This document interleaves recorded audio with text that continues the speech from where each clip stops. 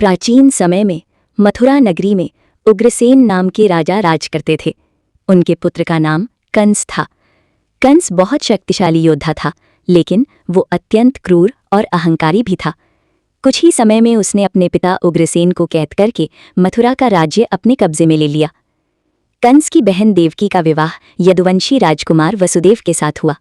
विवाह के बाद कंस अपनी बहन को प्रेम पूर्वक रथ में बैठाकर ससुराल छोड़ने जा रहा था।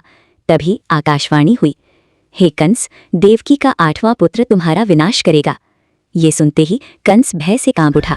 उसने तुरंत देवकी को मारने के लिए तलवार उठा ली।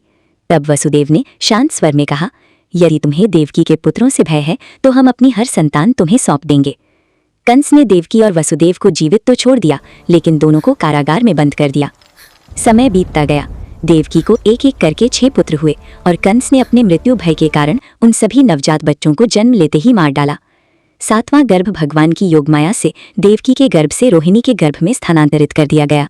वही बालक आगे चलकर बलराम कहलाए। इसके बाद देवकी के गर्भ में स्वयं भगवान विष्णु ने अवतार लिया। भाद्रपद मास की कृष्ण पक्ष अष्टमी की आधी रात रोहिणी नक्षत्र में भगवान श्री कृष्ण का जन्म हुआ।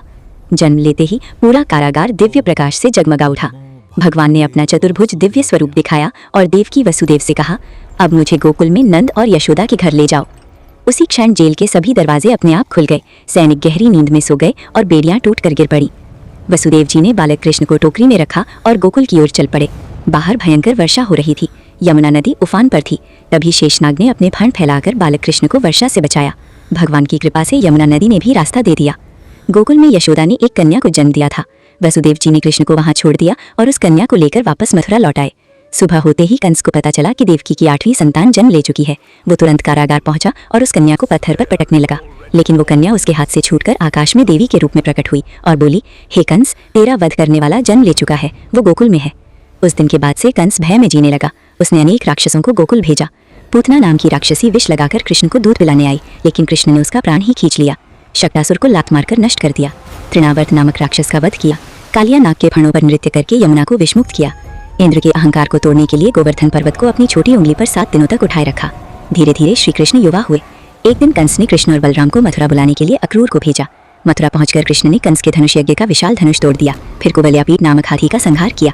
कंस ने अपने 2 भयंकर पहलवान चाणूर और मुष्टिक को कृष्ण और बलराम के सामने उतारा, लेकिन दोनों भाइयों ने उन्हें भी पराजित कर दिया।